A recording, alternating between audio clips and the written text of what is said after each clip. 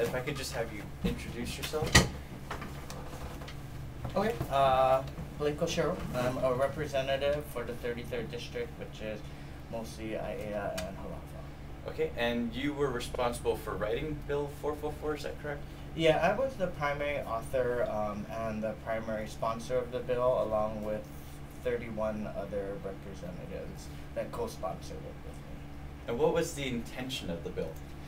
The bill was to provide the same rights, benefits, and privileges that are enjoyed by a married couple to a same-sex couple.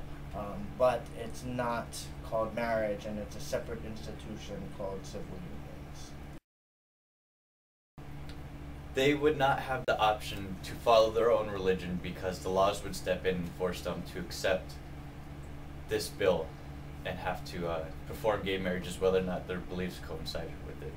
Yeah, that's a pretty common misconception that's going on. The bill specifically and explicitly says that religions do not have to recognize it. They do not have to perform the solemnization ceremonies. It's really up to the individual religious institutions themselves. This is really just about state governmental rights and benefits that are afforded through the laws.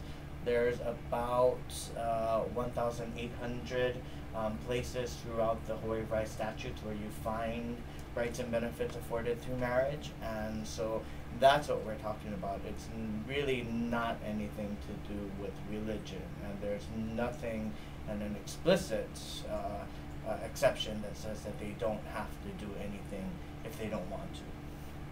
Would you consider gay marriage a civil right? Well, civil unions, I do consider it a civil rights issue because two things.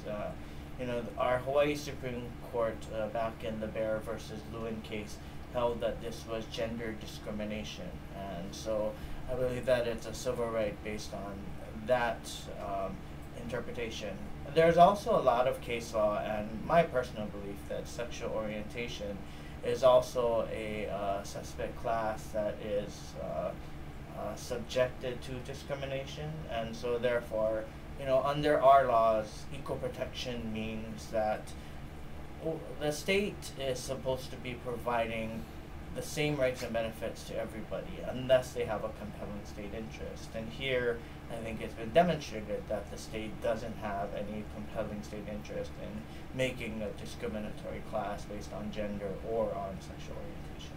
That was actually one of the other things I want to ask about. I have read the bill, and I can't see anywhere in the bill where it would diminish the rights of any other person. So I don't understand how the Senate would be able to discriminate against the civil right, considering it doesn't infringe upon anybody else's rights. Unfortunate characterization, I think, of the civil unions bill is that it's going to start undermining the foundations of our society. Everybody knows that, unfortunately, marriage suffers from its own present-day problems. But to me, more importantly, I think what people are not looking at is, this is really about families. This is about relationships. This is about making sure that if two committed people want to have that type of interaction and protection and look out for one another, then isn't that in the best interest of society, regardless of whatever your individual religious and or philosophical beliefs are? And one of the things you touched on is the inherency of sexuality. So do you think that by passing a bill like this, it would cause more people to become homosexual?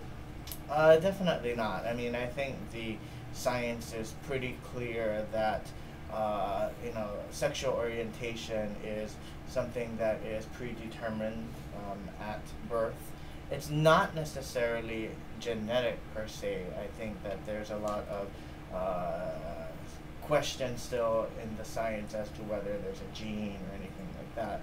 But there is a lot of science that demonstrates that people are born this way, and that they really don't have a choice, contrary to the portrayal of the religious opposition. It's not a lifestyle choice. It's really a predetermined outcome. Okay, and were there any other issues that you felt were of importance that you'd like to address in regards to this?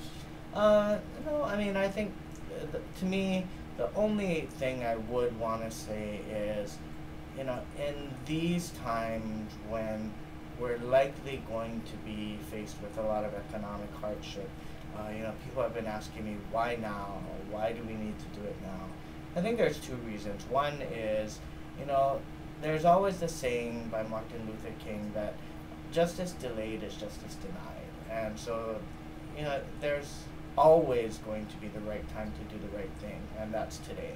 The second thing is, in these economic times, when we're probably going to be seeing an increase in a lot of social ills like domestic violence, crime, drug use, to me, anything that we can do to strengthen the family structure, to strengthen relationships, to strengthen the ability of people to rely upon one another, I think that's something government should be nurturing and promoting, and not something that we should be afraid of doing.